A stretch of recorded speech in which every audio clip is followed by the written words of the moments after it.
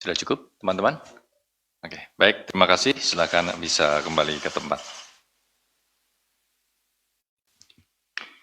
Baik, teman-teman, kita akan lanjutkan bagaimana konstruksi perkara terkait dengan dugaan tindak pidana korupsi, penerimaan hadiah atau janji yang berkaitan dengan izin usaha pertambangan atau IUP di Kalimantan Timur untuk tahun anggaran 2013 sampai dengan 2018. Kepada Bapak Asep Guntur, kami persilahkan. Baik. Terima kasih Mas Jubir.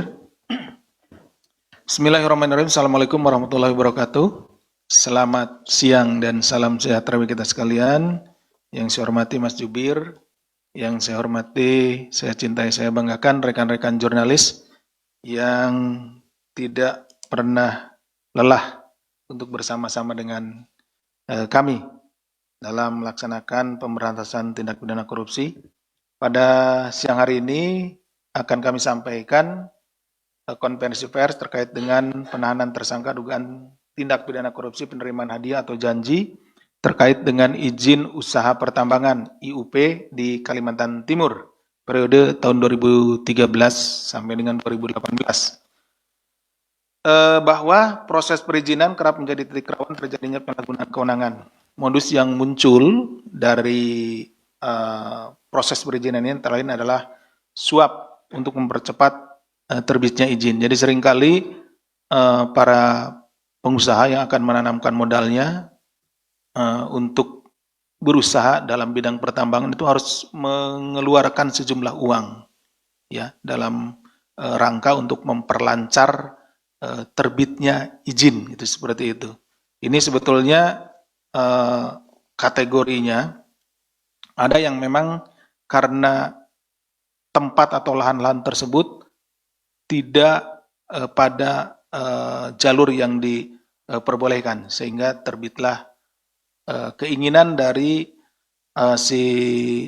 para pengusaha ini atau oknum ini untuk melakukan sesuatu, ya, memberikan sesuatu kepada penyelenggara supaya berbuat yang melanggar aturan. Gitu ya. Nanti kan ada perbedaannya dengan pemerasan.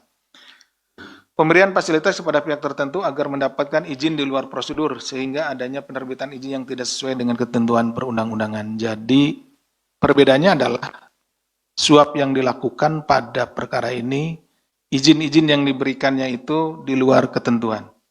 Sepanjang tahun 2004 sampai dengan 11 Agustus 2025, KPK mencatat tindak pidana korupsi dengan modus suap atau gratifikasi menjadi kasus paling banyak ditangani, yaitu sejumlah 1.068 perkara atau 62% dari jumlah keseluruhan perkara yang sampai saat ini ditangani KPK, yaitu sejumlah 1.709 perkara. Jadi kebanyakan pemberian berupa gratifikasi, suap, dan lain-lain itu mendominasi perkara-perkara tindak pidana korupsi yang ditangani atau yang terjadi di negara kita ini. Kerawanan tindak pidana korupsi berupa suap ini juga kerap terjadi di sektor pertambangan. Ya, pada sektor ini merupakan salah satu sektor vital di Indonesia yang berkontribusi pada devisa negara. Padahal sangat banyak sekali kerugian yang diakibatkan dari kesalahan dalam memberikan perizinan ini, khususnya terkait dengan masalah lingkungan hidup. Karena beberapa lahan tambang juga itu ada di daerah-daerah hutan lindung dan hutan-hutan yang memang tidak diperuntukkan untuk diberikan izin pertambangan. Tetapi karena praktek-praktek koruptif berupa penyuapan ini, sehingga beberapa wilayah yang seharusnya tidak diperbolehkan untuk dilakukan penambangan, pada akhirnya terjadi penambangan. Dan yang dirugikan adalah masyarakat dan tentunya juga bangsa Indonesia ini, karena lingkungan atau alam Indonesia menjadi rusak. Lewat upaya preventif berkelanjutan, KPK telah mendorong pelaku usaha agar menjadikan integritas sebagai pondasi utama dalam menjalankan bisnis. Ya, ini tentunya bisnis pertambangan ya. Dengan potensi besar tersebut tentu dibutuhkan tata kelola yang transparan, akuntabel, dan berintegritas, terutama pada proses perizinan dan interaksi antara penyelenggara negara dengan pihak swasta. Kemudian Komisi Pemberantasan Korupsi melalui Direktorat Anti Korupsi Badan Usaha atau AKBU, kemudian KPK telah meluncurkan Panduan Cegah Korupsi atau PANCEK yang dirancang agar dunia usaha dapat bertumbuh dalam ekosistem yang adil dan bersih dari konflik kepentingan. Jadi kita juga sudah merilis panduan cegah korupsi sehingga itu bisa menjadi guidance bagi para pengusaha supaya tidak terlibat di dalam praktek-praktek korupsi. Di sisi lain KPK harus melakukan penegakan hukum dugaan tindak pidana korupsi pada sektor ini sebagai pemantik langkah pencegahan korupsi pada sektor pertambangan agar tidak dikuasai oleh kepentingan pribadi maupun kelompok tertentu dengan cara-cara yang melanggar hukum. Kami tidak bosan-bosannya memperingatkan atau menyampaikan melalui kesempatan kesempatan konversi ini, bahwa segeralah untuk diperbaiki tata kelolanya. Kalau memang tidak mengetahui atau tidak paham, kami di Kedeputian Pencegahan ada Direktorat Monitoring yang akan siap membantu untuk melihat seperti apa nanti prosesnya, gitu, seperti apa birokrasinya, dan kita bisa nanti berkomunikasi dan berkoordinasi. Hasil dari monitoring itu akan terlihat titik-titik di mana dimungkinkan terjadi tindak pidana korupsi. Sehingga perizinan pada pengelolaan tambang dapat mengutamakan prinsip keadilan, transparansi, dan integritas agar hasilnya kembali untuk hayat hidup masyarakat demi kesejahteraan bersama. Pada kesempatan ini adalah yang kedua ya, karena sebelumnya sudah kita lakukan penahanan terhadap satu orang tersangka.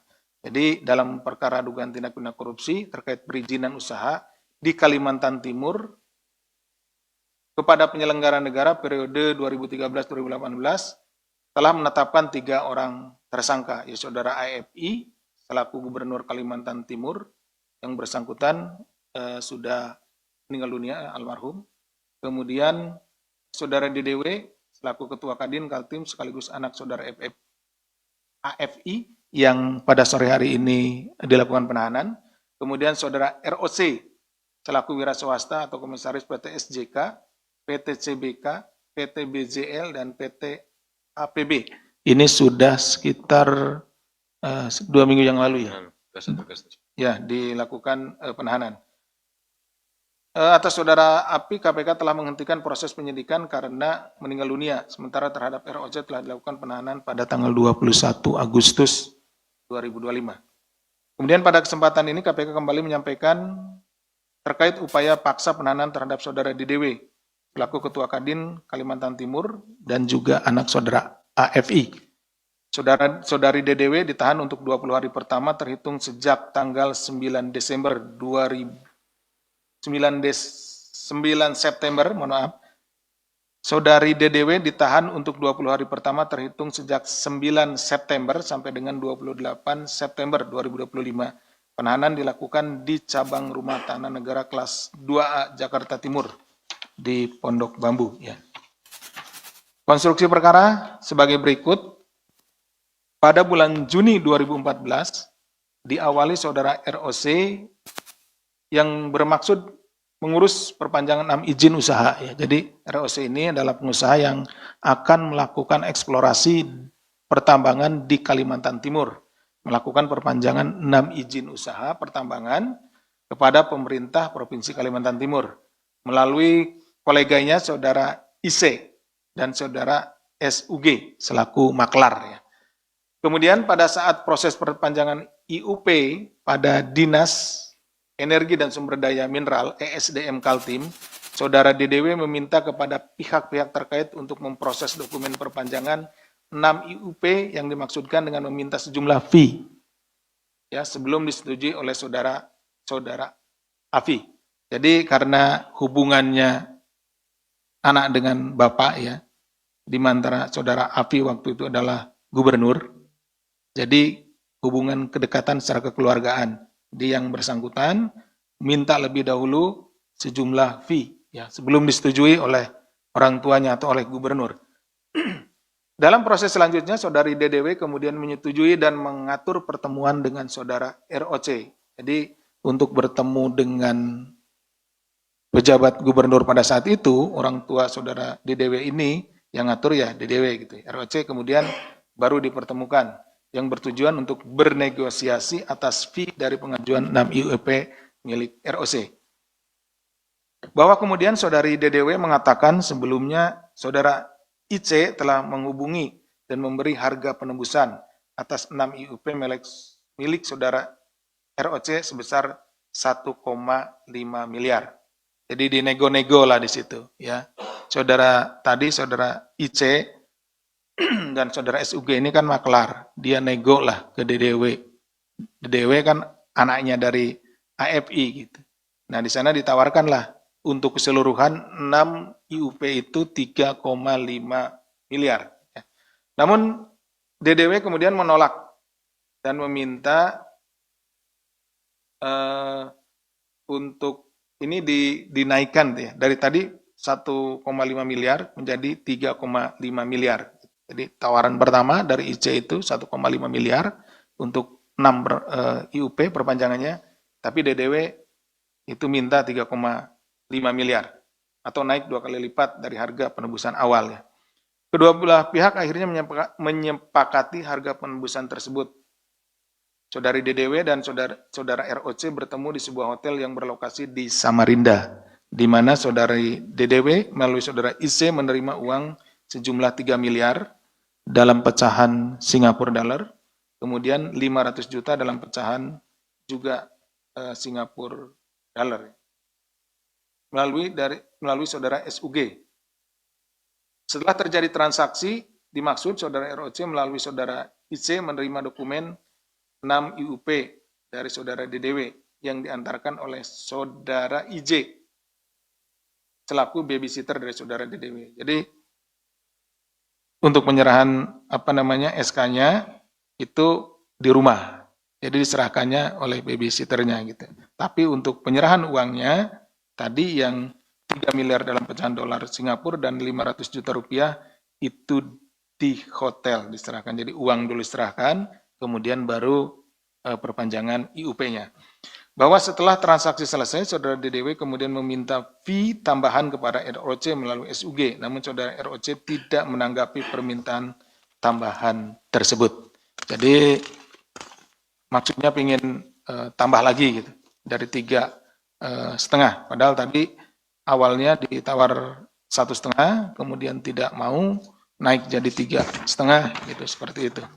Atas perbuatan tersangka DDW dipersangkakan melanggar pasal 12 huruf A atau pasal 12 huruf B atau pasal 11 Undang-Undang Nomor 31 Tahun 1999 sebagaimana telah diubah dengan Undang-Undang Nomor 20 Tahun 2001 tentang perubahan atas Undang-Undang Nomor 31 Tahun 1999 tentang pemberantasan tindak pidana korupsi.